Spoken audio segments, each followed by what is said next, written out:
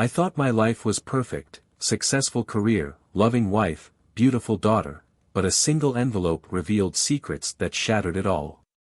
What followed was a journey through heartbreak, betrayal, and an unexpected chance at love that changed everything.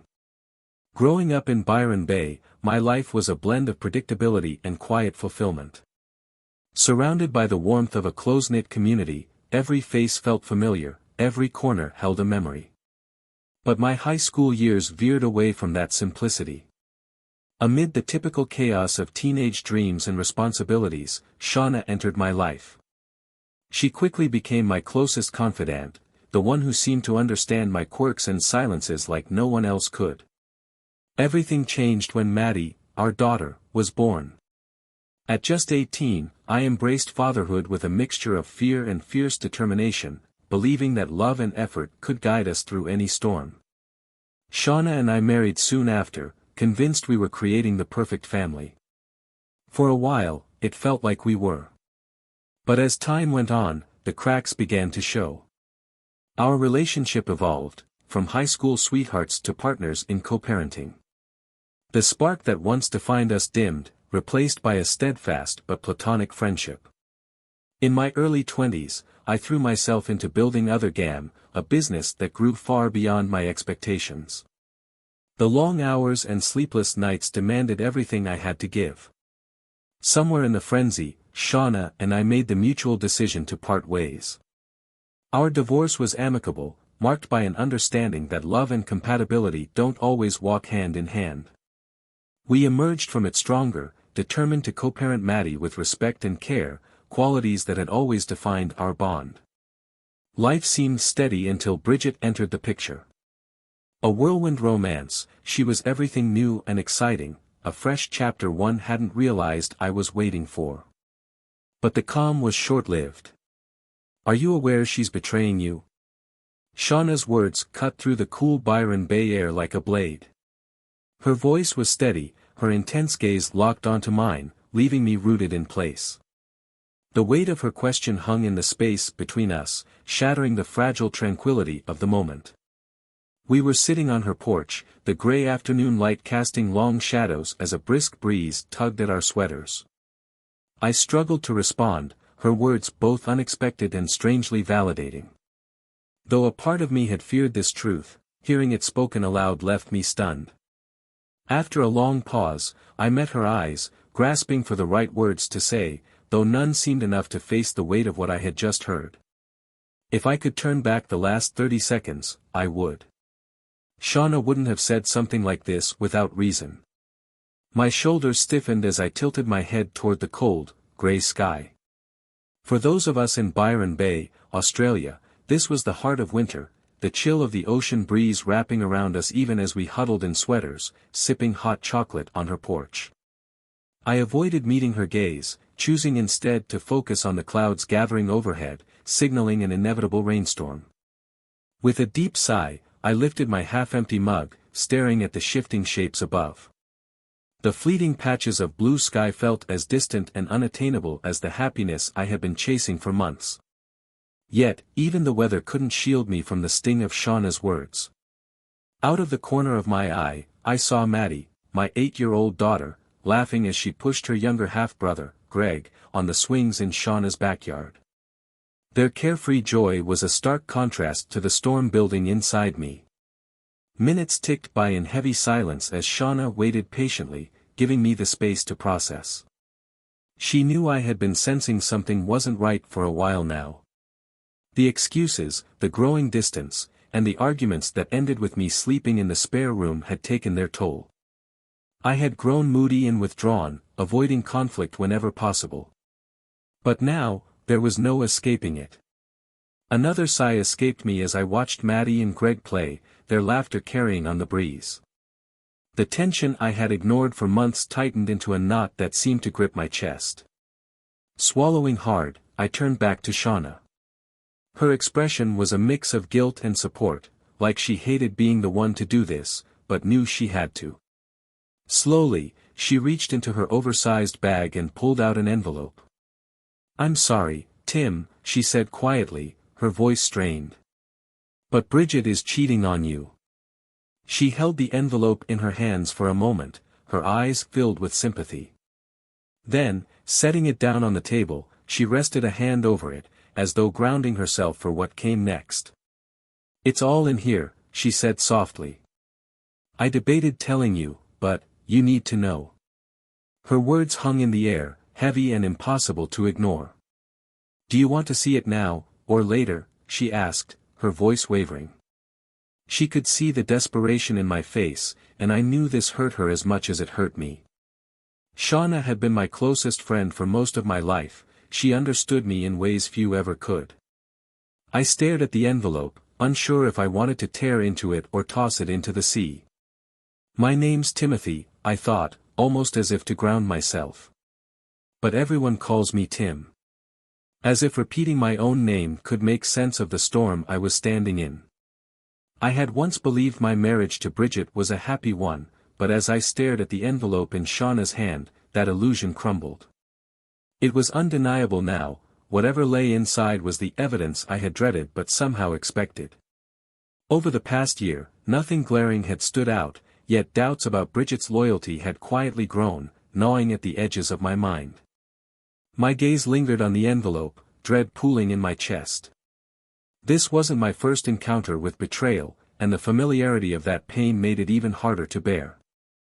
The silence between Shauna and me stretched on as I stared at the envelope, knowing the truth it held would tear apart what little hope I had left.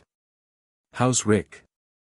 I asked suddenly, my voice unsteady as I clutched the mug of hot chocolate, now lukewarm in my hands.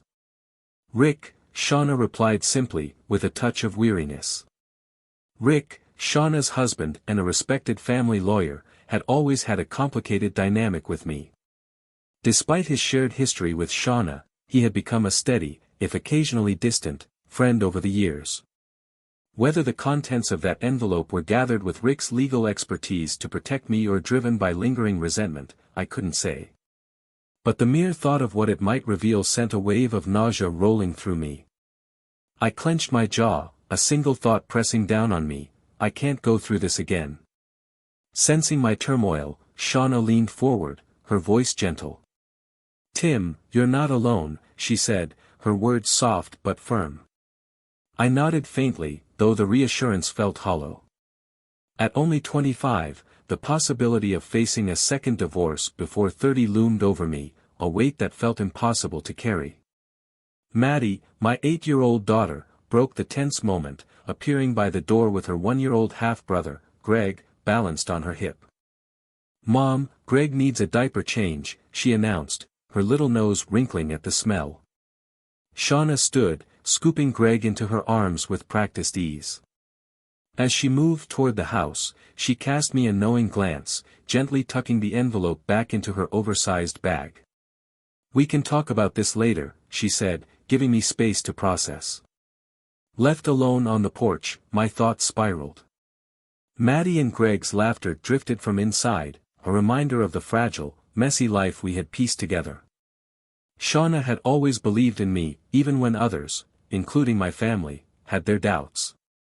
Bridget and I, young and stubborn, had defied expectations when we married. At my parents' insistence, we had signed a prenuptial agreement, mine tied to the modest startup funds for my fledgling business, hers protecting against potential failure. Against the odds, the business thrived.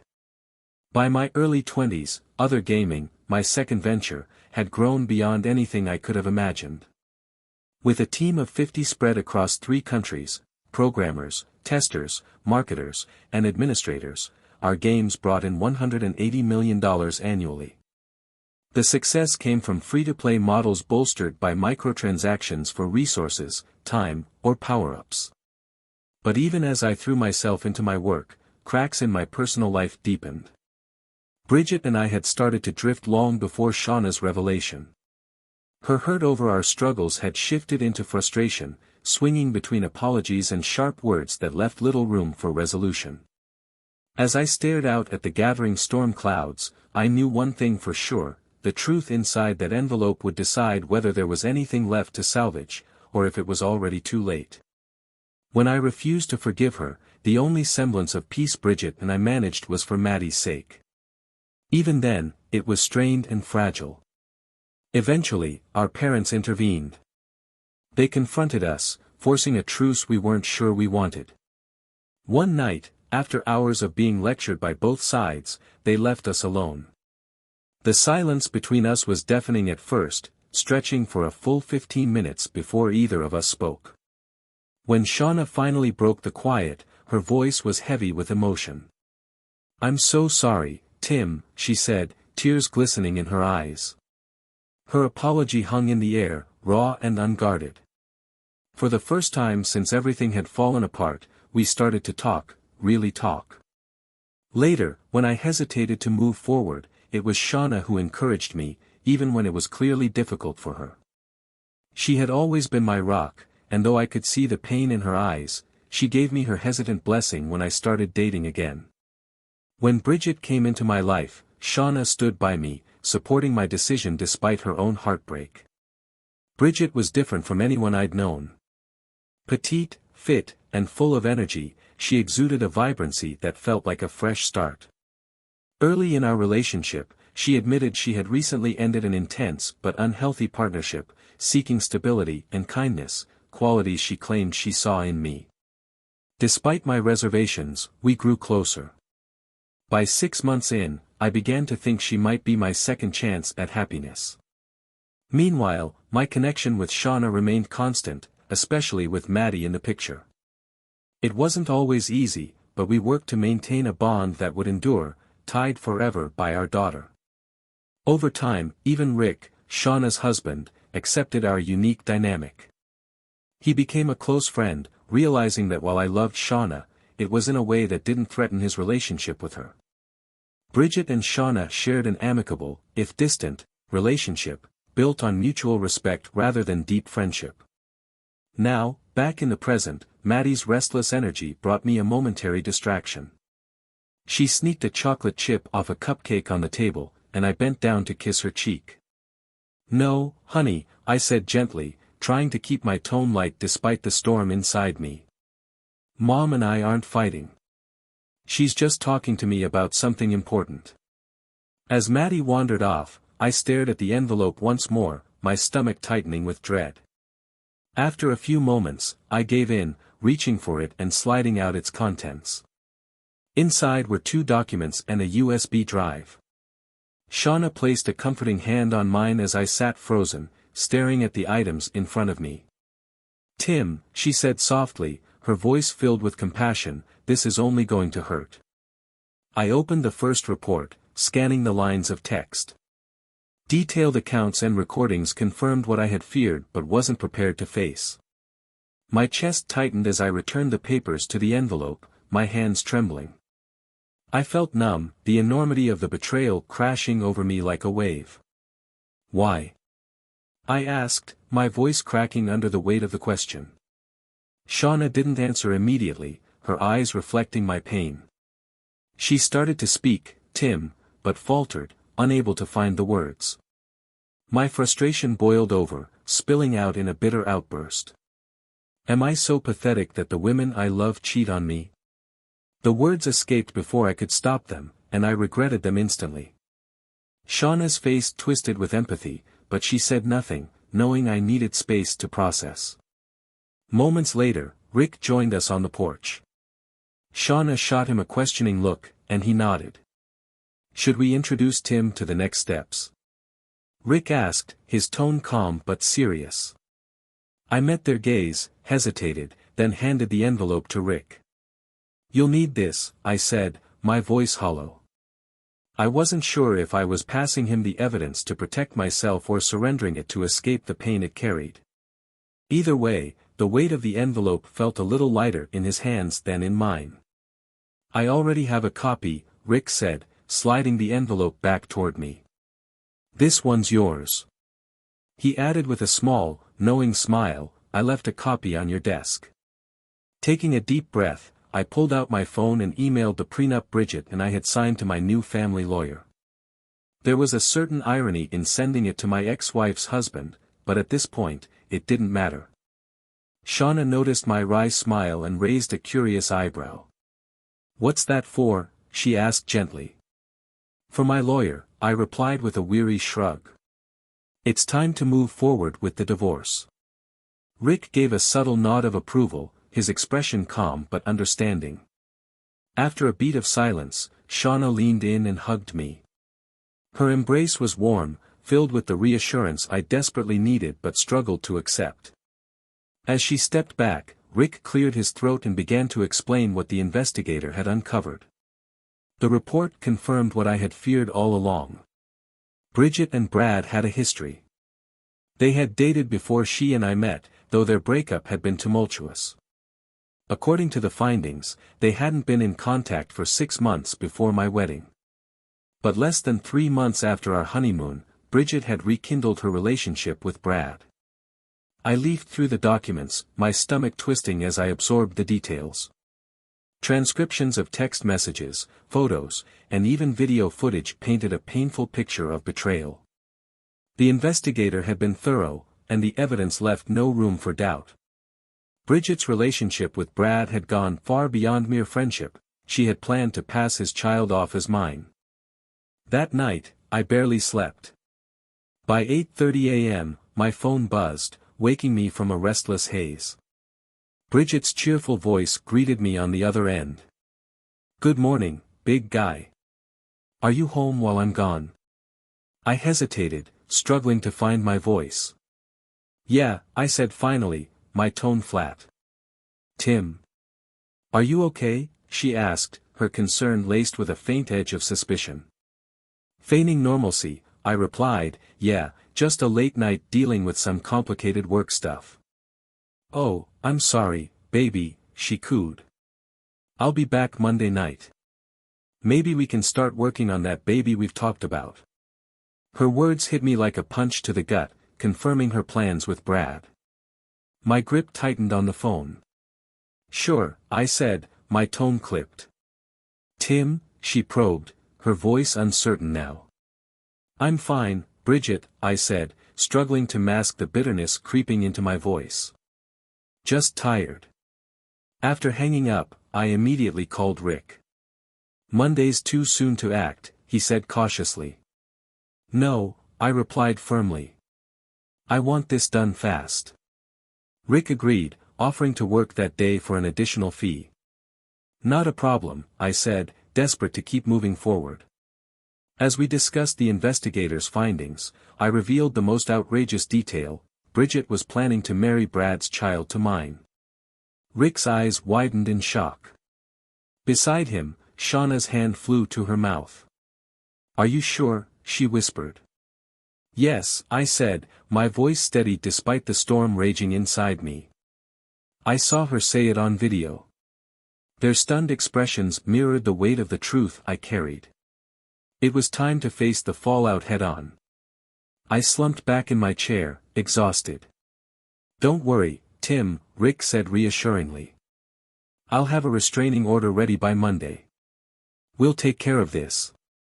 "I'll help pack her things," Shauna offered, her voice steady with determination.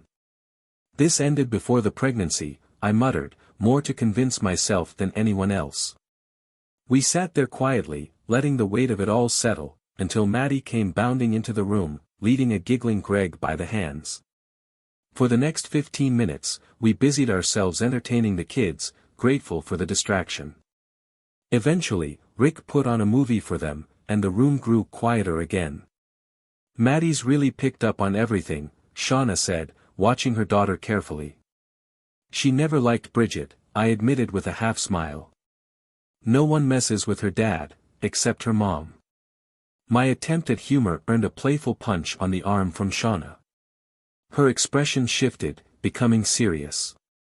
"Tim," she said softly, "I'm sorry things didn't work out. But that doesn't mean I love you any less." "I know," I replied, a lump forming in my throat. Her words carried the kind of comfort I hadn't realized I needed. Later that evening, Bridget called. I answered, my voice cool.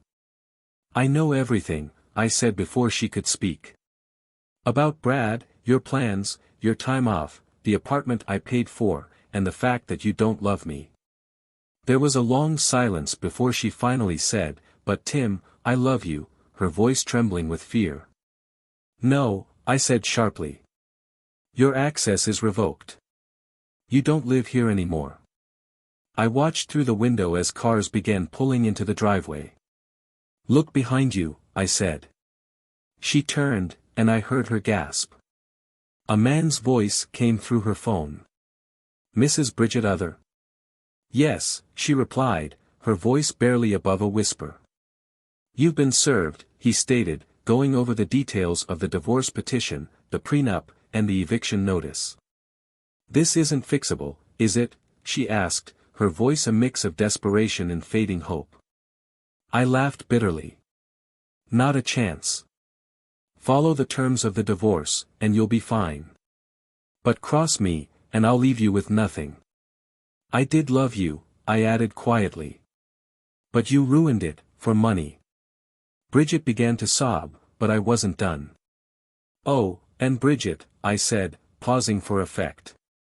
She held her breath. "Take a pregnancy test. If you're pregnant, we both know it's not mine. Try to claim otherwise, and I'll make sure you regret it." I ended the call to the sound of her crying. The emptiness inside me lingered, but for the first time in months, I also felt a strange sense of clarity. I knew it was over. The next morning, exhaustion from the emotional toll caught up with me. As I walked to my car, I felt my knees buckle. Everything went black.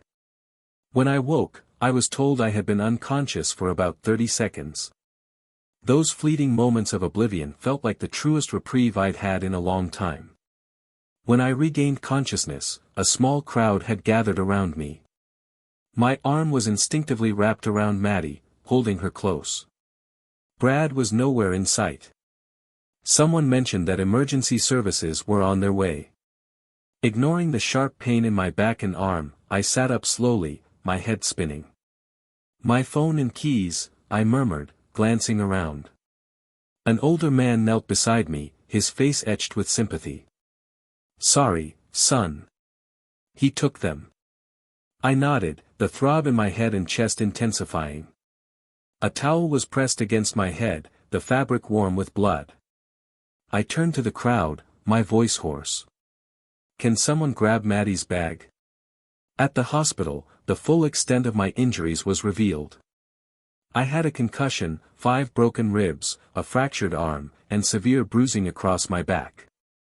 The doctor stitched up the gash on my head and gave me a child-safe anesthetic before wrapping my wounds in fresh bandages.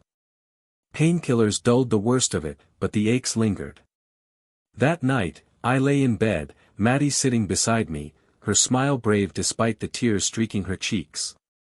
"You were so brave, Dad," she whispered, her small hand clutching mine tightly. Shauna stood by the bed, her eyes wet with emotion. "Thank you," she said quietly. "For you, always," I whispered, my voice barely audible as I leaned back against the pillows, the movement sharp and painful. Shauna bent forward and kissed my forehead gently. "I love you, Tim," she said softly. Despite everything, her words made me smile. "I love you too," I replied. The next day, Rick came by with an update. "Crime Stoppers got him," he announced. "They caught Brad yesterday in Wollongong. He ran a red light in your car and was arrested on the spot. The car's totaled," he added with a sigh, "but at least he's caught." I nodded, relief flooding through me. As long as Maddie's safe, that's all that matters. Moments later, Maddie burst into the room, Shauna and Greg trailing behind her. "Daddy," she cried, scrambling onto the bed with wide, worried eyes. "I'm feeling better, Princess," I assured her, forcing a smile. "You were so brave." Maddie shook her head solemnly. "The doctor said I was brave, but I told him you were the brave one." Her words melted my heart, even through the haze of pain. She glanced at the bandages on my arm before leaning her head against my chest, careful not to press too hard. During the weeks that followed, I spent time recovering and reflecting. One day, as I watched Maddie playing with her small arm in a cast, I felt inspired. I launched a charity campaign through our gaming platform, pledging $1 to charity for every $10 pack purchased. At first, the finance team resisted, concerned about the potential hit to profits. But the campaign exceeded expectations, raising nearly $500,000 for charities in Australia, Poland, and South America. The initiative became an annual tradition, one that brought purpose and healing to a difficult chapter in my life. By summer, Maddie and I had recovered enough to return to the beach, this time joined by Shauna and Greg. As I watched Maddie laugh and run along the shoreline, Shauna handed me a fresh drink, her presence a steady source of comfort. I had just turned to follow Maddie's playful antics when I accidentally bumped into a woman walking by. "Sorry about that," I muttered, distracted. She turned sharply, her tone biting. "That's all you have to say? Just sorry?" Startled, I blinked at her, unsure of what to say next. Little did I know, this chance encounter would mark the beginning of yet another unexpected chapter in my life. I turned to face the woman.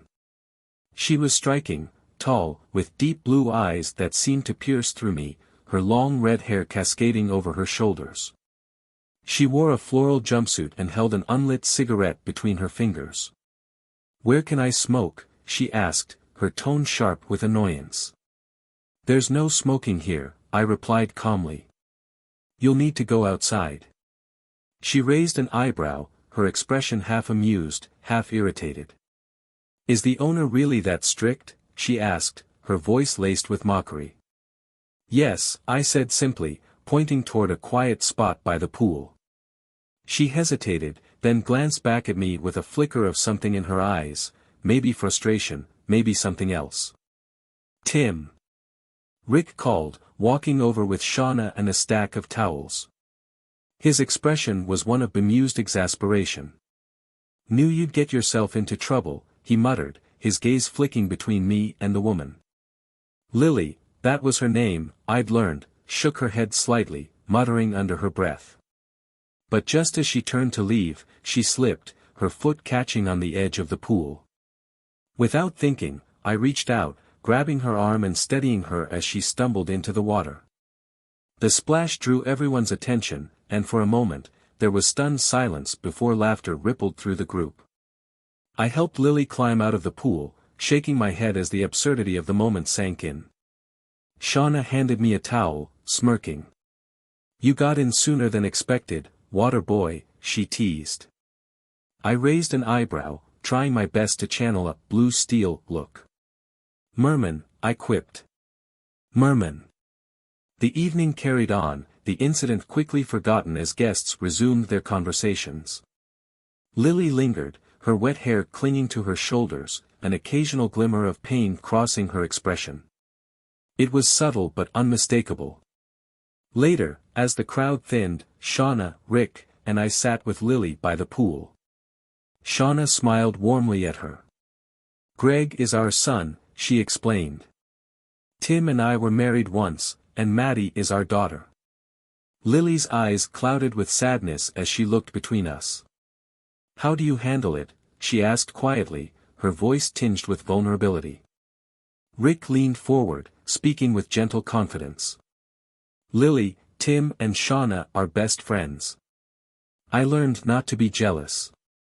They share Maddie, and I trust them completely." He glanced at Shauna, who giggled softly, and added, "It's unusual, but it works."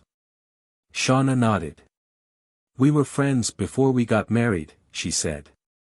"Tim's always been there for Maddie and me. We realized we weren't meant to stay married, but we're still family." Lily looked down, clearly processing the dynamic. Midnight approached, and soon, most of the guests had left. Only our small group remained, the kids fast asleep on lounge chairs. I helped Shauna, Rick, and Greg settle into their room, saw Maddie off to hers, and then guided Lily to the guest room. As I lay in bed, exhausted, my thoughts wandered to Lily's striking figure in the pool earlier. There was something magnetic about her, though I couldn't ignore her smoking habit. Over the next few days, as she joined us for beach trips and late-night conversations, I saw a different side of her. Despite her habit, Lily revealed herself to be kind and thoughtful, her sharp edges softening the more time we spent together. One evening, while the others were chatting and playing games, Lily and I sat quietly on the porch. She exhaled a long breath, watching the smoke curl into the night air. "I know it's a bad habit," she said, her voice tinged with regret. "I used to smoke in college. It helps, even if it shouldn't." I studied her for a moment, then asked gently, "Can I give you a hug?" She blinked, clearly surprised by the offer. "A hug?" she repeated, as if the word were foreign. "The police, the surgeons, none of them could offer that," I said softly, leaning forward. Lily hesitated, then stood, her arms opening slowly. It reminded me of Maddie, running toward me for comfort when she needed reassurance.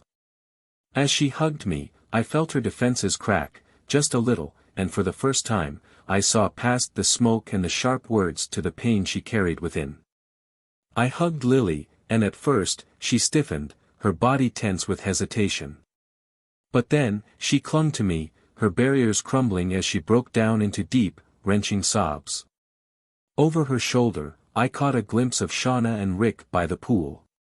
Rick's brow furrowed, but Shauna gently guided him and the kids away, giving us the space we needed.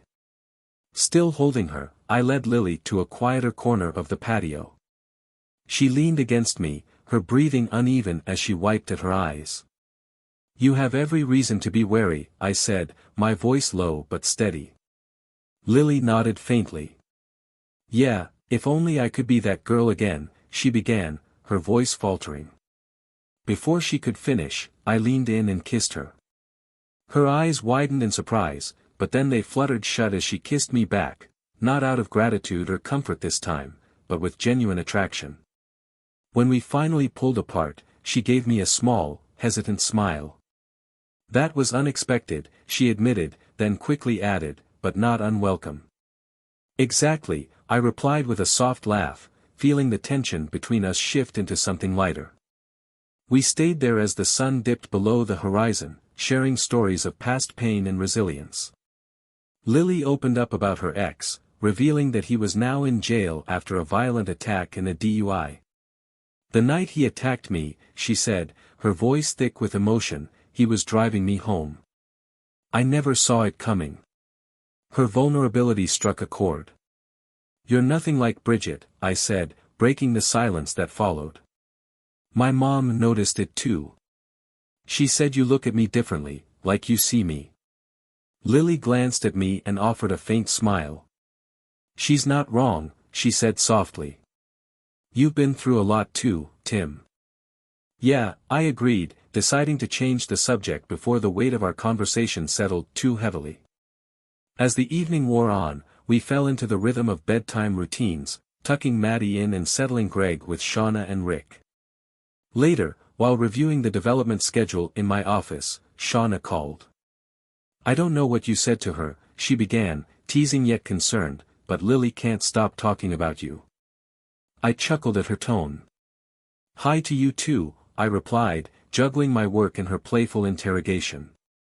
"I'm serious, Tim. She told Rick all the way home how great you are."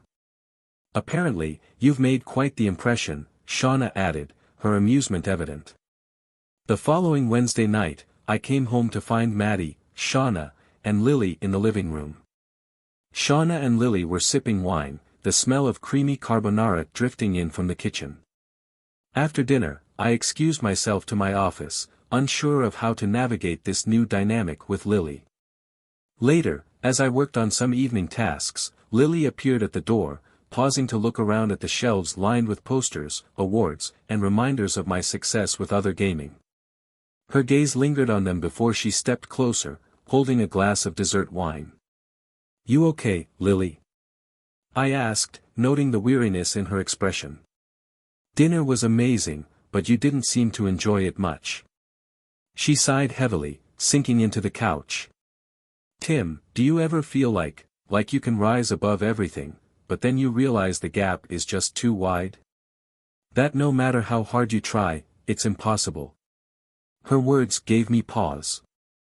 I took a moment before replying. I felt that way with Bridget, I admitted, my voice quiet. I loved her, but when I found out the truth, it broke me. Even now, something still feels off. But I know I have to move forward and fix what I can. Lily nodded, her eyes glistening. You're my ravine, she said softly, her words heavy with meaning. I didn't know how to respond, so I simply held her gaze, hoping she could see in my eyes the reassurance she seemed to be seeking. I was momentarily confused by her words. Lily, listen to me, I said, leaning closer. I don't care about your past. You're not nothing to me.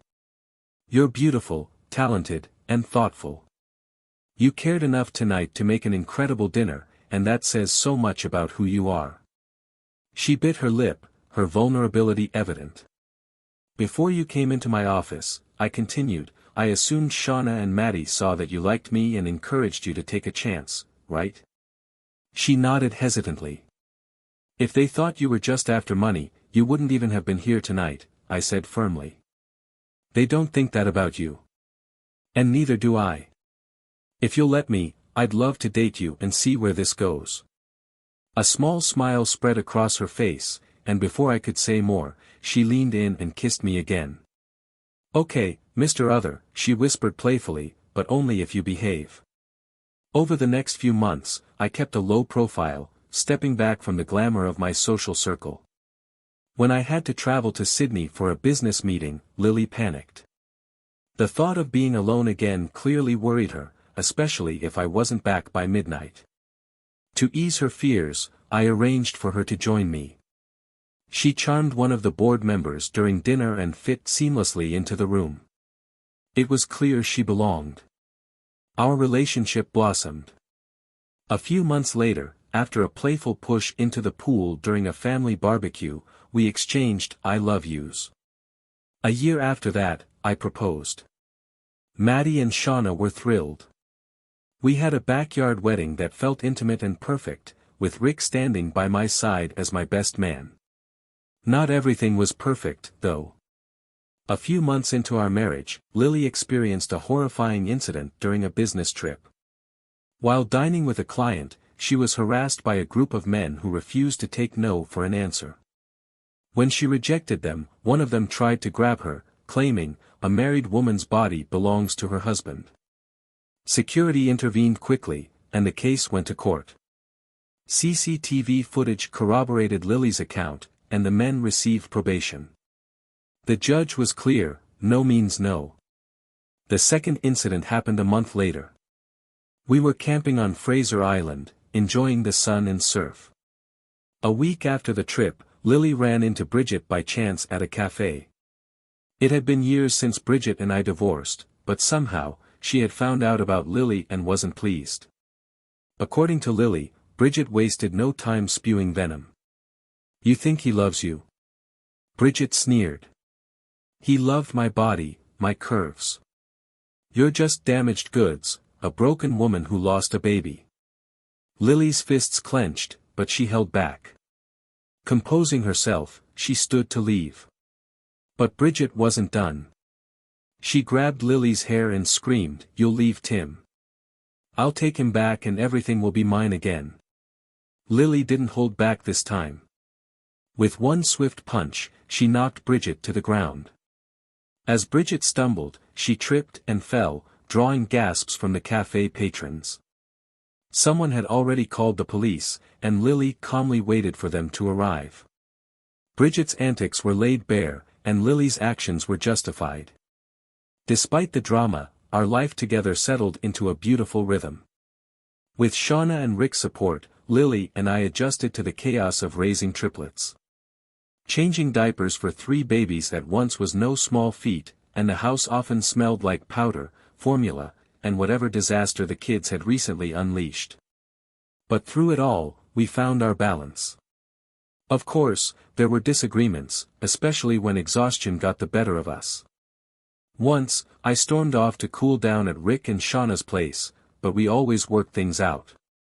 Now, the triplets are 3, and our Saturday afternoons by the pool have become a cherished family tradition. Just 15 minutes ago, Lily joked that I should act more like Riker from Star Trek, and in response, I threw her into the pool. She came up laughing, threatening revenge as Maddie and the kids giggled from the sidelines. Moments like these made all the struggles worth it, a reminder that love, in its imperfect, messy form, was the anchor that held us together.